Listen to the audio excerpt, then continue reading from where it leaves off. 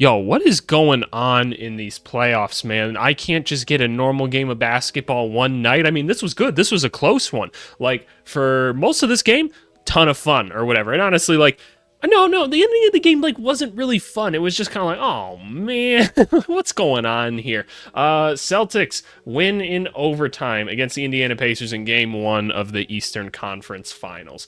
That's what happened, right? That's what happened. But how did we get here? Let's talk about it. A lot of credit to the Indiana Pacers, man. A lot of credit. They played a really, really good game until about like 3 minutes left in the game. They kept it close the entire time. It kept feeling like the Celtics were, they'd go out, they'd do their thing, they'd be the Boston Celtics. So, yep, Jason Tatum's going to facilitate things. A lot of shots came from Al Horford. How many shots did Al Horford get up today? He had up 15 shots.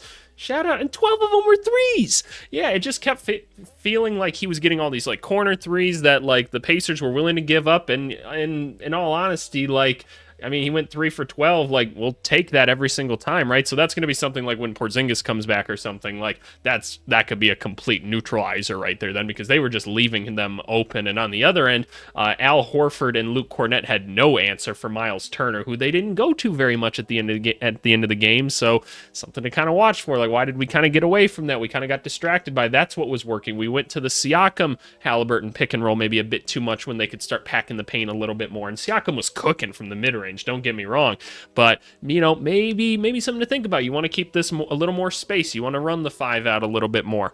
But anyway, the Pacers just kept hanging around the whole game. They kept hanging around. They'd go on these little like 9-point bursts where you were like, okay, they're getting it close again, and they'd even tie it up every once in a while, and then they'd go back down by 8 or something like that, right? They got great bench play again. TJ McConnell, Obi Toppin, great again. Ben Shepherd, I thought played really good defense, especially on like Jaylen Brown whenever he was in.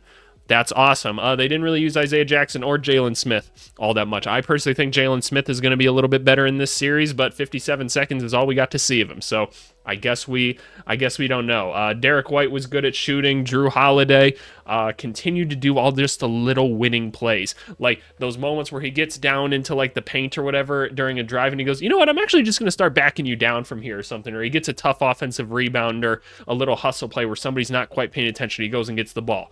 Awesome, right? Awesome. I thought Jason Tatum settled a little bit, especially at the end. That's right. Jaylen Brown, lockdown defense, awesome. Peyton Pritchard lit it up in like the first quarter. That's where he existed. But anyway, fast forward. Indiana Pacers in the fourth quarter go up big, right? Like, I shouldn't say go up big, but they started to go, and they were rolling, right? They were just running. Boston, there were a few too many times that they're swiping at balls in the backcourt after they miss a shot or something. Indiana gets out and runs, and they get a quick bucket. They get into their drive and kick, and all of a sudden they've got easy shots. Not something the Celtics can afford to do. They got to get back, got to stop them in transition, right? That's just got to be what it is at the end of the day. You got to get back on these guys. But, and I've been talking about that in other games. I'm like, I feel like you can stop the Pacers if you just get back on defense. I'm talking really fast right now. Don't worry about it. End of the game. Pacers go up by, I don't even remember how much it was. They were up by like 5 or 6 at one point, and they had an opportunity to like close the game out at one point when they were up 3, like with just like a minute left in the game. Tyrese Halliburton like dribbles the ball off himself. It goes out of bounds. You're like, oh man. And then what happens? They try to like inbound the ball like later. They're still up 3, and it's like, oh man, they try to throw it to Siakam, who's running towards the other team's basket. You don't do that. You got to seal him off if you're going to do that, because otherwise you risk stealing an easy layup. That ball obviously ends up going out of bounds. Celtics get one more chance at it. They end up getting the ball to Jaylen Brown in the corner.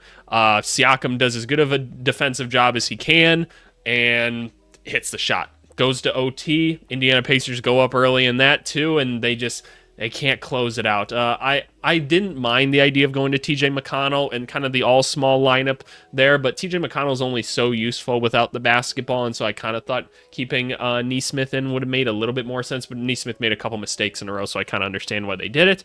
But anyway, the topic of discussion is, do you foul when you're up 3? I know I saw the LeBron tweet. I know what JJ Redick said. I've got my own opinion on it. I don't agree with them personally. I don't know more about basketball than those guys do, so you guys should obviously weigh that and come up with your own decisions. But I want to explain my side of it just from, I've coached at a very high level. I've been up in the NBA and stuff myself. I look at it from a more conservative aspect. When I think about that, if I don't foul up 3, right? The worst that happens is what we saw tonight is they tie it up. If I foul, I open up the door for more bad things to happen is my concern. If I give up free points, like let's say I try to foul them and I know that you're supposed to try and foul them on the downward dribble or whatever, that scares me, right? Guys are really good at drawing this stuff. All of a sudden they draw 3 free throws or something, right? And then let's say they make 3 free throws and you don't inbound the ball or something. Now all of a sudden you've opened up the door to lose the game. That's what I don't want to have happen, right? Like that's worrisome to me. So I don't like the idea of fouling. I say you make guys make shots. At the end of the day, that's what I think makes sense. I'd be curious to hear what you guys think. And you guys don't have to elaborate it. You can just tell me if your team foul up 3 or team foul or not foul up 3. I think we all know the arguments for both sides, and I completely understand why people would do so. I just don't think you should.